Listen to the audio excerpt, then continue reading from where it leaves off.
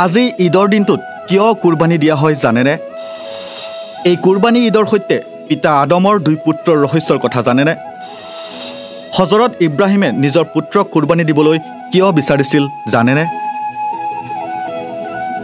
আজি মুছলমান ধৰ্মাৱলম্বী লোকসকলৰ পবিত্ৰ উৎসৱ ঈদ উজ জোহা।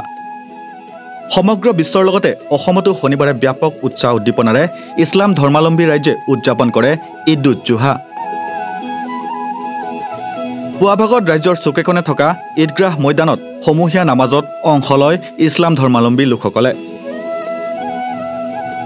একেদৰে গুৱাহাটী, শিৱসাগৰ, নলবাৰীতো শনিবাৰে উদযাপন কৰা হয় পবিত্ৰ ঈদ উজ জোহা। এই উপলক্ষে পুৱা ভাগত বহু অঞ্চলৰ ঈদগাহ ময়দানত অনুষ্ঠিত হোৱা ঈদৰ সমূহীয়া নামাজত অংশ লয় ইছলাম ধৰ্মাৱলম্বী ৰাইজে। আমি নামাজ আদায় কৰিলোঁ। অসমবাসীক ঈদ উল আজহাৰ শুভেচ্ছা জ্ঞাপন কৰিছোঁ আজি নলবাৰী ঈদগাহৰ পৰা। আৰু এই ঈদ উল আজহাৰ উচলা কৰি আমি প্ৰত্যেকজন মানুহ যাতে মিলা প্ৰীতিৰে আমি যেতিয়া আমাৰ জাতি ভেদে পৰিহাৰ কৰি আমি যাতে একতাৰ বান্ধোনত থাকিব পাৰোঁ, এইটোৱেই মোৰ আশা আৰু আজিৰ ঈদগাহৰ পৰা। প্ৰথমতেই বিশ্ববাসীলৈ ঈদ উজ জোহাৰ শুভেচ্ছা জ্ঞাপন কৰিছোঁ। ঈদ উজ জোহা ত্যাগৰ উৎসৱ। ত্যাগে সকলোকে মহীয়ান কৰে। ভাৰতবৰ্ষৰ দৰে এখন ধৰ্মনিৰপেক্ষ দেশত পূজা, বিহু, ঈদ এই সকলোবিলাকৰে সমগুৰুত্ব আছে আৰু তাৰ মাজেদিয়ে ভাৰতীয় ধৰ্মনিৰপেক্ষতা বৰ্তি আছে। এই আপাহতে আমি জনাব খুজিম, ইতিমধ্যে চৰকাৰে যি SOP ঘোষণা কৰিছে, সেই SOP অনুসৰি আমি আজিৰ এই দিনটো পালন কৰিম আৰু তাৰ মাজেদি আমাৰ সংহতি, ভাতৃত্ববোধ আৰু সকলো ধৰ্মাৱলম্বী লোকৰ প্ৰতি থকা আমাৰ যি সহনশীল মনোভাৱ আমি তাক পোষণ কৰিম। আজি আমাৰ ঈদৰ উপলক্ষে আমি এইখিনিয়ে দোৱা কৰোঁ যে পৃথিৱীত যিমান মানৱ ধৰ্ম আছে সকলোকে যাতে আল্লাহ তালাই খুব ভাল হিচাপত ৰাখে, মিলা প্ৰীতিৰ সহায়ে আমাক যাতে দিনবোৰ কটাবৰ চেষ্টা কৰে, আমি যাতে মিলিজুলি চলিব পাৰোঁ। আৰু আমাৰ ধৰ্মই হওক বা আৰু অন্য ধৰ্মই হওক সকলোকে সহযোগ কৰিব লাগে, সহযোগ কৰি আগবাঢ়ি যাব লাগে। পৃথিৱীত আমি কেইদিনলৈকে আহিছোঁ, 2 দিনৰ আমি ইয়াত চকীদাৰী কৰিব আহিছোঁ, তাৰপিছত আকৌ নিজৰ ঠাইত উভতি যাবই লাগিব। আমি আল্লাহ তালাই আমাক পঠাইছে ইয়াত খন্তেকৰ কাৰণে, আমাক ইয়াত থকাৰ কাৰণে নহয়। আৰু আমাৰ আচল ঠাই হ'ল তাত, হয় জন্নতত নহ'লে জহন্নামত, আৰু তাৰ বাহিৰে আমাৰ কোনো ঠিকনা নাই। ইয়াত আমাক পঠিয়াইছে। আমি এই দুনিয়াৰ সকলো ধৰণৰ কাম কাজত লিপ্ত হৈ আছোঁ আৰু সকলো ধৰণৰ কাম কাজৰ পৰা লিপ্ত হৈ এই পৃথিৱীৰ পৰা আমি এদিন হ'লেও বিদায় ল'বই লাগিব।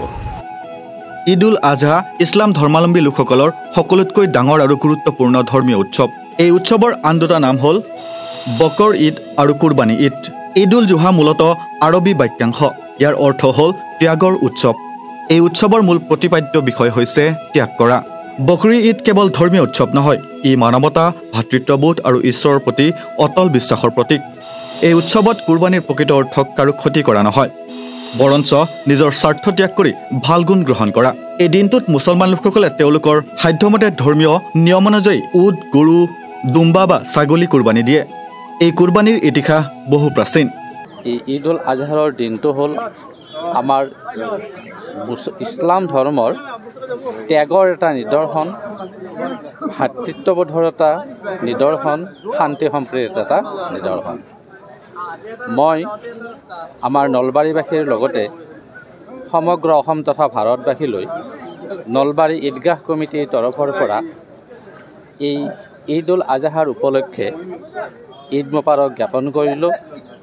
লগতে আজিৰ এই দিনটোত সমগ্ৰ বিশ্বতে শান্তি সম্প্ৰীতি স্থাপন হোৱাৰ কাৰণে দোৱা ৰাখিছোঁ আমি, আৰু আটাইকে শান্তি সম্প্ৰীতি বজাই ৰাখি উন্নতিৰ জোখলাৰে আগবাঢ়ি যোৱাৰ কাৰণে মই সকলোকে নলবাৰী ঈদগাহ কমিটিৰ তৰফৰ পৰা আহ্বান জনাইছোঁ। পোনপ্ৰথমে মই আপোনালোকলৈ ধন্যবাদ আৰু সমূহ অসমবাসীলৈ ঈদ উল আজহাৰৰ মই শুভেচ্ছা জনাইছোঁ। ভাষা, ধৰ্ম, জাতি সকলোৰে মাজত যেন এই আমাৰ এই পবিত্ৰ দিনৰ সুসংবাদ সকলোলৈ বিয়পি পৰে আৰু অসমখন যেন সমৃদ্ধশালী হয় আৰু একতাৰ বান্ধোনেৰে যেন বান্ধ খায়, তাৰে বাবে কামনা কৰি আমি আল্লাহৰ ওচৰত দোৱা কৰিছোঁ আৰু সকলোৰে বাবে ঈদৰ শুভেচ্ছা জনালোঁ।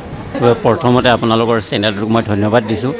আজি ঈদ উল আজহাৰ অচিলায় যাতে আমাৰ ভাৰতবৰ্ষত অসমত যাতে শান্তি আহে, আমি সকলোৱে যাতে মিলাপ্ৰীত থাকিব পাৰোঁ, সেই কামনাৰে আজি ঈদৰ দিনটো আজি ভালে ভালে আদায় হৈ গ'ল। আপোনালোকৰ ইয়াৰ পিছত কেনেকুৱাবোৰ কি নিয়ম আছে তেনেকুৱা অলপ নিয়ম মানে ধৰক ঈদ অহাৰ পিছত এটা টেগ দিব লাগে, যি মাল ধন সম্পদৰ পৰা এটা কোৰবানী টেগ দিব লাগে। কিন্তু চবতকৈ ডাঙৰ টেগটো হ'ল কি নিজৰ ভিতৰত যিমান বেয়া বস্তু আছে সেই বেয়া বস্তুকো কোৰবানী দিব লাগে। কোৰবানী দিলেও ধৰক কোৰবানীটো দেখা যায় মানুহে কোৰবানী দিলে, কিন্তু আচল কোৰবানীটো হ'ল যে মানুহৰ যিটো অন্তৰত যিমান বেয়া ভাৱ আছে সেই বেয়া ভাৱ আঁতৰাই ভাল চিন্তাধাৰাই থাকি যাতে দুনিয়াত যাতে সকলোৱে মিলাপ্ৰীতত থাকি যাতে সুখ শান্তিত থাকি দিন গুজাৰিব পাৰে, সেইটোৱে আমি আশা কৰোঁ। কিন্তু এই কুৰবানী কিয় দিয়া হয় জানেনে? জানো আহক এই উৎসৱত কুৰবানীৰ তাৎপৰ্যৰ বিষয়ে। বকৰি ঈদৰ দিনা কুৰবানীৰ পৰম্পৰা হজৰত ইব্ৰাহিম আলাইহিছলামৰ লগত জড়িত। ইছলাম ধৰ্মীয় বিশ্বাস অনুসৰি হজৰত ইব্ৰাহিমৰ ইমান পৰীক্ষা কৰিবলৈ আল্লাহে তেওঁক অতি মৰমৰ পুত্ৰক বলি দিবলৈ কৈছিল। আল্লাহৰ নামত ইব্ৰাহিম আলাইহিছলামে এই আদেশ সম্পূৰ্ণ ভক্তি আৰু নিষ্ঠাৰে গ্ৰহণ কৰিছিল। তেওঁ নিজৰ পুত্ৰক কুৰবানীলৈ সাজু কৰাৰ লগে লগে আল্লাহে তেওঁৰ উদ্দেশ্য দেখি পুত্ৰৰ ঠাইত এটা ভেড়া পোৱালি পঠিয়াই সেই কুৰবানী গ্ৰহণ কৰিলে। তেতিয়াৰ পৰাই মুছলমানসকলে এই দিনটোত কোনো এটা জন্তু বলি দিয়ে। ইয়াৰ দ্বাৰা তেওঁলোকে ইব্ৰাহিমৰ আল্লাহৰ প্ৰতি থকা বিশ্বাস আৰু আল্লাহৰ প্ৰতি থকা ভক্তিভাৱৰ স্মৰণ কৰে। এইটো হৈছে আমাৰ আজি হৈছে ঈদ উল আজহাৰ, বকৰি ঈদ বুলি কয়। এইটো ছেক্ৰিফাইচ কৰা হয়।